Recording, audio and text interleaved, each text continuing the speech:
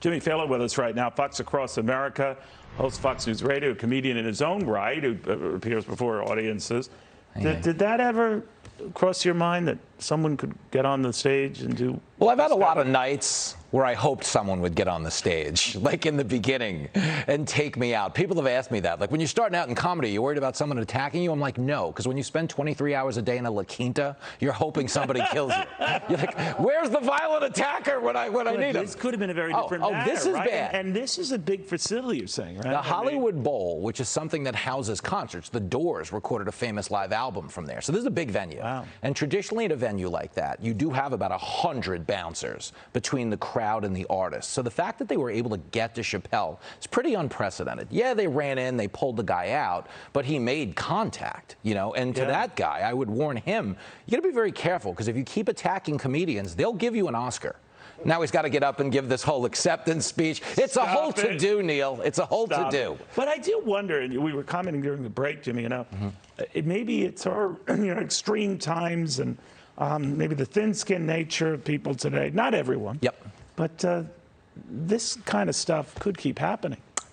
It will continue to happen, because on some level we've incentivized this, because there's a lot of attention and notoriety that comes even with being bad. People are okay with that. We're almost living in the death of shame now, where the relevance is more important than the dignity. Okay, but I want to remind everybody in the audience, I'm headlining the Tampa Improv tomorrow night down in Tampa.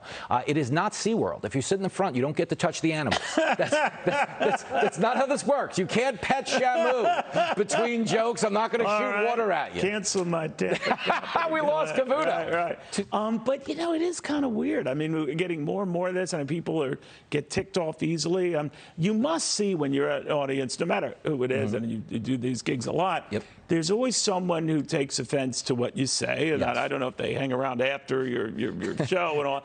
But do you think about that more, that these are strange times? I personally don't, but I'm aware that most people do. And the reason I say I don't, I'm not like some kind of renegade, it's for two reasons. One, the thing about live performing that makes it so wonderful is you truly don't know what's gonna happen. And I kind of revel in having to put out fires. As a guy who spent a lot of time driving a cab, for real though, Neil, you run on adversity when you drive a cab. You know, you're in a traffic jam, there's a mariachi band beating each other up, the fire truck needs to get through. I've seen some things, Neil. I've seen some things. I bet you have. But the point is, so when I'm on stage, I kind of thrive on that chaos. But a lot of comics really don't know where to go. And what I mean by that is there are a lot of bigger name comics who have ceded a lot of ground to the outrage mob. You know, when you hear like someone like Seinfeld or Steve Harvey will be like, I'm not playing a college because the rules are so harsh. They're only harsh because we agreed to them. The bigger name comics let these people establish the terms of engagement, which puts the smaller comics in a bad position. Like Chappelle will be fine. Okay, there's going to be security. But if you really are playing like the Chuckle Hut or one of those places,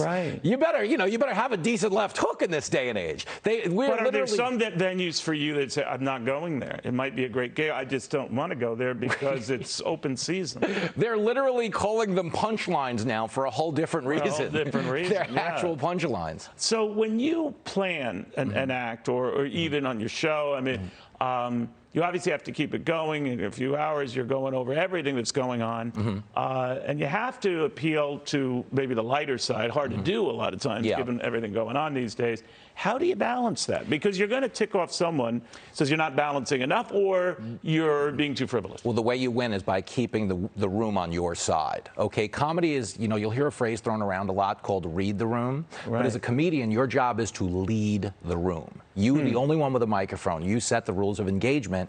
And if you buy yourself currency with the vast majority of the room, they turn on the outraged person for you. Like something you'll see a lot on Saturday nights is like, this is as old as time. And comedy clubs, bachelorette parties show up with all their wacky straws and genitalia hats and everything. And they're always wildly disruptive. But if you're funny in pushing back, the room sticks with you instead of them. And that's no different with a heckler. If you're cool and you're trying to continuously bargain with the heckler and the audience in good faith, you get through it. What a lot of comics do wrong is they get frustrated because they've been interrupted and they start operating from a place of malice. And even a room who loves you will turn on you if they say you beating up some poor drunk who just doesn't know any better. They'll say, hey, lay off Cavuto. He hosted 2 shows today. The man is tired, Jimmy. The man's tired. I run into this covering the bond market. You know, there's always someone who says you never quote quote the 10-year note, it's always the 2-year note. Always a guy. I have to stand by my principles. I get it. That's nerd humor. And Well, I love way it, though. above that. They don't do the 2-drink minimum at the bond market that they should. Yeah, well, they yeah. should. Well, actually, it's a 10-drink minimum now. We love it. You're the best, my friend. Thank you very, very much. Funny guy, and he gets it. But, you know, I worry about guys like Jimmy, period. I mean, we've got to take it down a notch.